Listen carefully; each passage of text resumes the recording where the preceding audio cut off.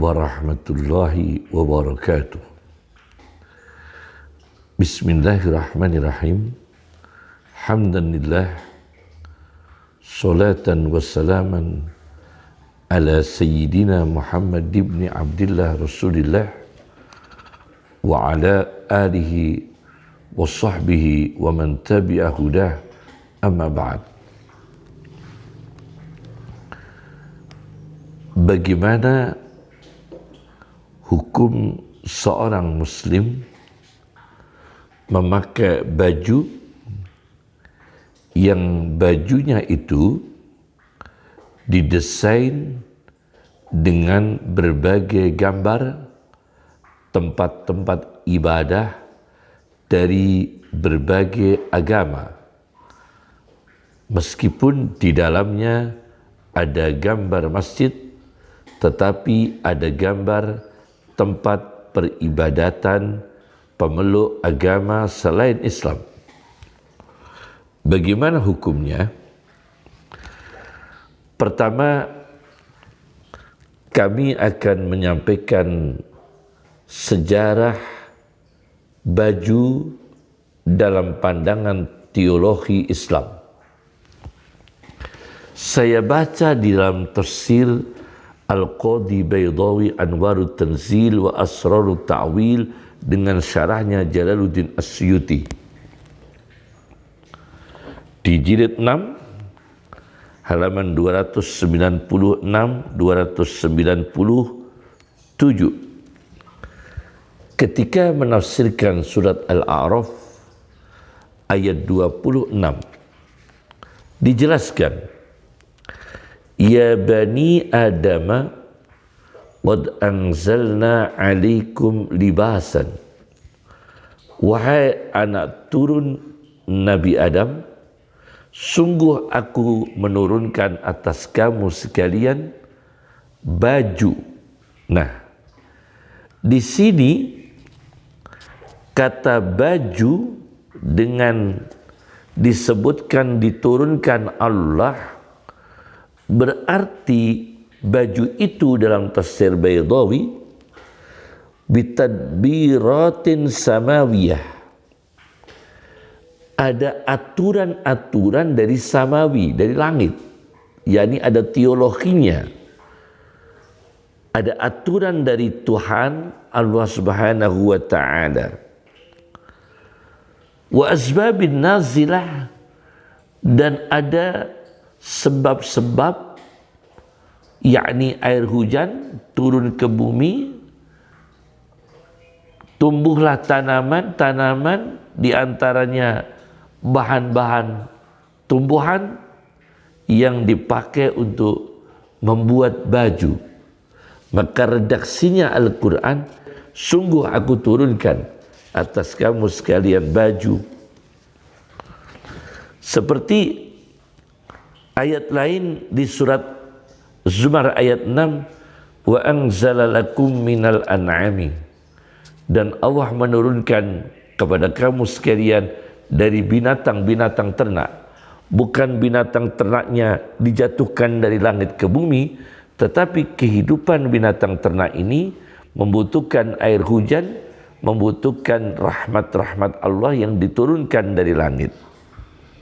Seperti lagi ada ayat surat Al-Hadid 25, wa anzalnal hadida, dan aku turunkan besi. Nah, ternyata secara teologi fungsi baju pertama adalah yuwari sawatikum, yaitu menutupi aurat kamu sekalian. Menutupi aurat kamu sekalian. Diriwayatkan pada pemikiran Arab jahiliyah, ketika mereka sedang bertawaf di depan Ka'bah, mereka tawaf dengan telanjang. Alasannya tidak mau pakai baju, yang baju itu pernah dipakai melakukan dosa. Maka orang Arab jahiliyah memilih tawaf di depan Ka'bah dengan telanjang daripada memakai baju yang baju itu dipakai berbuat dosa. Al-Quran meluruskan pemikiran mereka, tradisi mereka, yuwari sawatikum, baju untuk menutupi aurat. Kemudian fungsi yang kedua ialah warisan. Warisan itu artinya keindahan dan keindahan. Baju bukan hanya menutupi aurat, tapi juga keindahan pada diri manusia. Al-Quran menyebutnya rishan. Ini pertama, sejarah baju dalam teologi Islam. Yang kedua, Islam menawarkan baju yang disebut dengan libasut taqwa. Libasut taqwa, baju takwa. Al-Quran mengatakan walibasut taqwa zalika khair. Baju takwa itulah yang terbaik. Bagaimana gambaran baju takwa?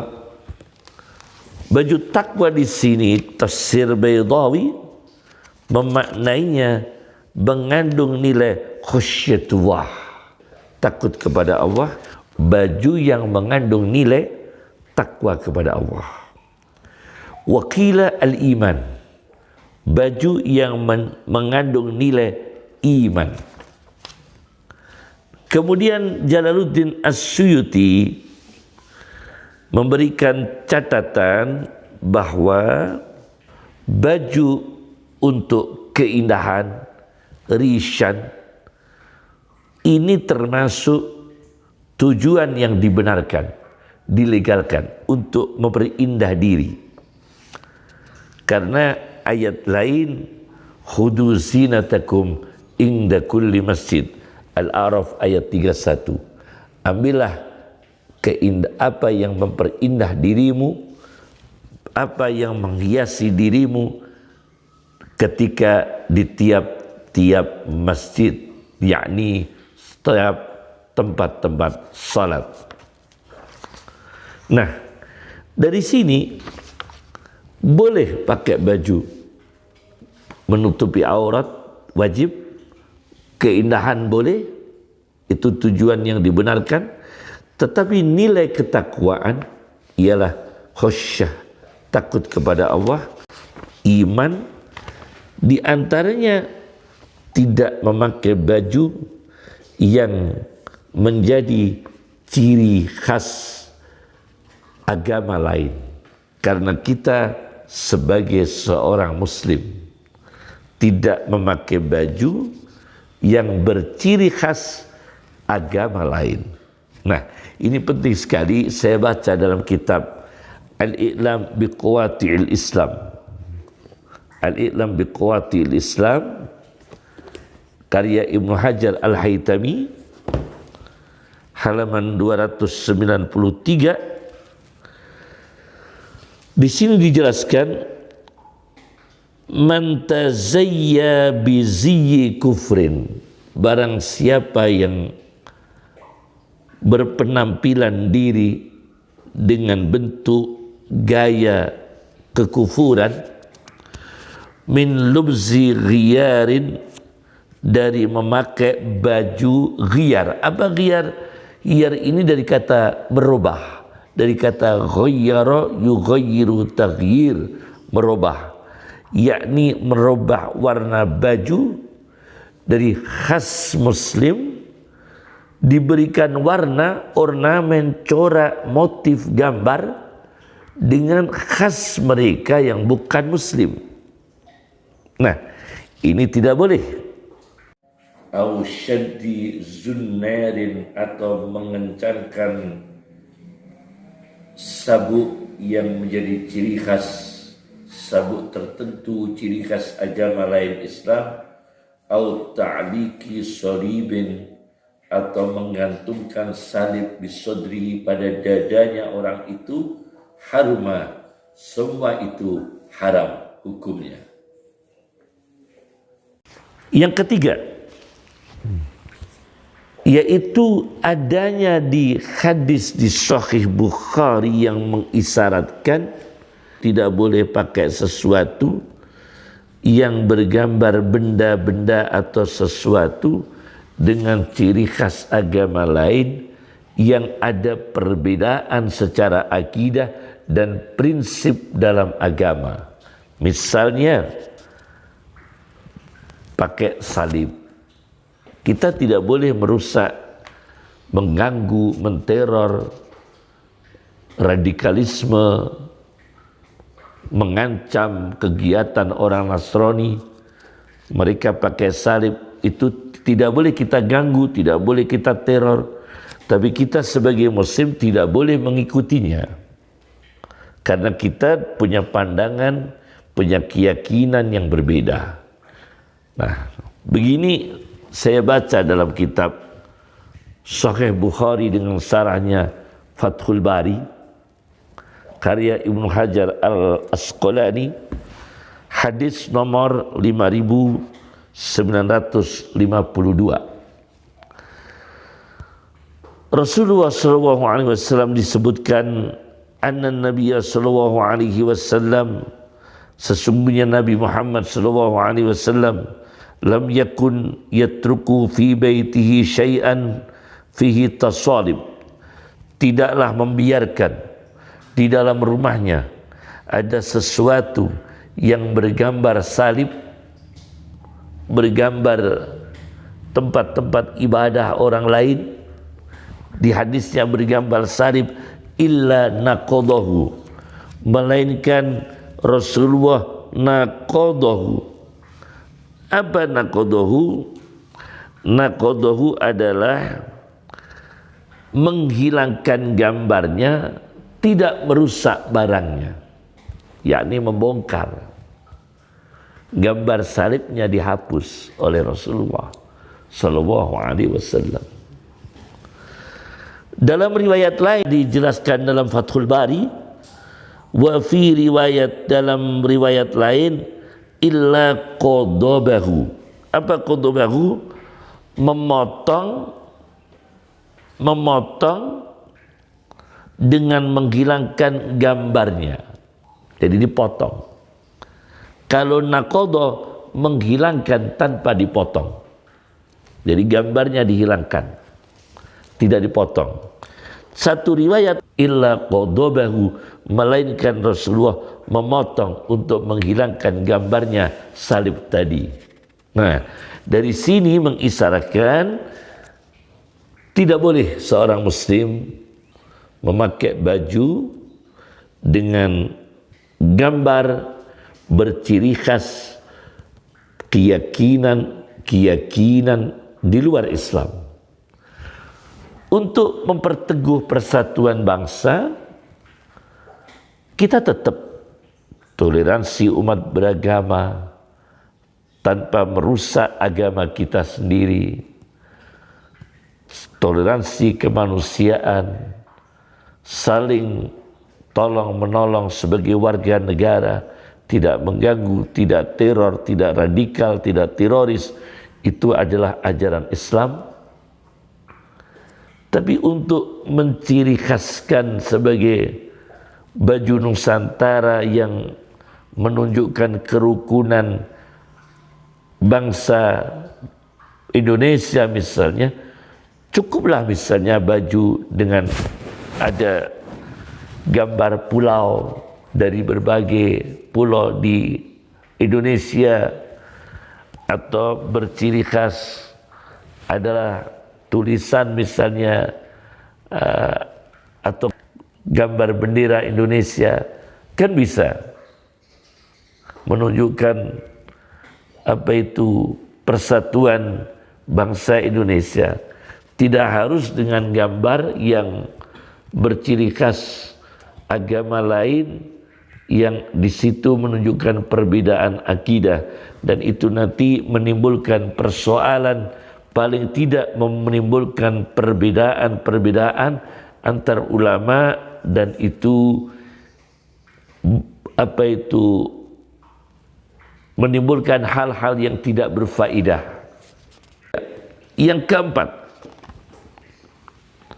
persatuan, toleransi, kerukunan umat beragama tidak harus berbaju dengan khas-khas semua agama, tapi justru menjaga dan saling menghormati dan saling tolong menolong kemanusiaan. Itulah yang ditanamkan. Saya baca dalam kitab At-Tadabbur wal Bayan karya Dr. Muhammad Abdurrahman Al-Maghrawi di jilid 22 halaman 189, 194, 195 ketika menafsirkan ayat 40 surat Al-Hajj, walaula daf'ullahin nasa ba'dahum bi ba'din, dan jika tidak ada menolaknya Allah manusia sebagian dengan sebagian, yakni kejahatan manusia ditolak oleh Allah, dihilangkan oleh Allah dengan kehadiran sebagian untuk berjuang melawan sebagian yang merusak, sebagian diberi kekuatan oleh Allah untuk menghadapi sebagian yang zalim, yang merusak, yang anarkis. Kalau Allah tidak mentakdirkan demikian, tidak ada penjagaan, tidak ada saling menjaga, lahuddimat suwami'u, sungguh dirobohkan. Suwami'u, apa suwami'u? Dalam tafsir At-Tadabbur wal Bayan, Dr. Muhammad bin Abdurrahman Al-Maghrawi adalah al-ma'abidus sighar lirrahman, tempat-tempat ibadah yang kecil, biara-biara untuk para rahib. Yang kedua, wabi'un, dan dirobohkanlah gereja-gereja Nasrani, wassalawatun, dan gereja-gereja Yahudi. Wa masajidu yuzkaru fi hasmullahi katsira, dan dirobohkanlah masjid-masjid yang dimana di dalam masjid-masjid itu nama Allah dikumandangkan, nama Allah dibaca, nama Allah dibuat zikir sebanyak-banyaknya. Ini nama Allah ini dibuat zikir di dalam tempat ini khusus masjid. Nah, di sini mengutip dari Muhammad bin Jarir At-Tabari bahwa wa masajidul muslimin allati yuzkaru fi hasmullahi katsira, khusus masjidnya umat Islam yang dibuat untuk berzikir menyebut nama Allah sebanyak-banyaknya, li'anna hada huwal musta'malul ma'ruf fi kalamil arab, karena inilah pemakaian masjid untuk tempat berzikir nama Allah sebanyak-banyaknya ialah yang dipakai dan dikenal di komunikasinya di dalam kalamul Arab, pembicaraan orang Arab. Jadi kalau tidak dijaga, saat manusia tidak saling menjaga, maka akan terjadi pengerusakan gereja-gereja, pengerusakan masjid. Dan inilah manusia tidak boleh merusak. Umat Islam tidak boleh merusak gereja mereka. Mereka tidak boleh merusak masjid umat Islam. Nah, itu sebagai saling menjaga persatuan sebagai warga negara, khususnya bangsa Indonesia yang tercinta ini. Tidak harus pakai baju yang bergambar tempat-tempat ibadah berbagai agama. Tidak harus begitu. Nah, kemudian dalam pandangan budaya, dari sejarah batik itu sendiri, batik yang ada usulan untuk digambar berbagai tempat ibadah dipakai oleh warga di sebuah negara, termasuk di dalamnya umat Islam.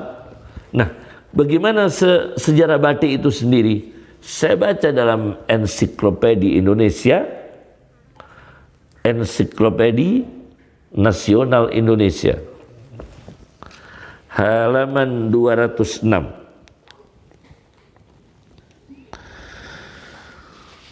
Di sini dijelaskan, batik juga diartikan kain mori yang digambari dan diproses secara tradisional untuk dikenakan sebagai pakaian bawah oleh banyak suku di Indonesia. Nah, di sini berarti batik itu lahir dari ciri-ciri khas berbagai suku di Indonesia, bukan lahir dari ciri khas agama. Kemudian batik di Indonesia itu punya ciri khas tradisi acara di Indonesia. Karena motif batik diciptakan dengan bentuk gambaran simbolik. Nah, bentuk gambaran simbolik yang melambangkan harapan dan doa. Nah, itu iya. Tapi tidak harus dicampur begitu. Yakni misalnya pengantin mengenakan batik dengan motif sidomukti. Nah, itu mengandung nilai harapan dan doa. Pakai batik sidoluhur, pakai batik sidomulyo, pakai batik sido asih. Nah, kemudian batik ada khusus orang-orang yang kelas atas. Misalnya batik parang barong. Ini dikenakan raja-raja dan pangeran, bukan rakyat biasa meskipun kaya. Jadi ini identitas. Cukup. Assalamualaikum warahmatullahi wabarakatuh.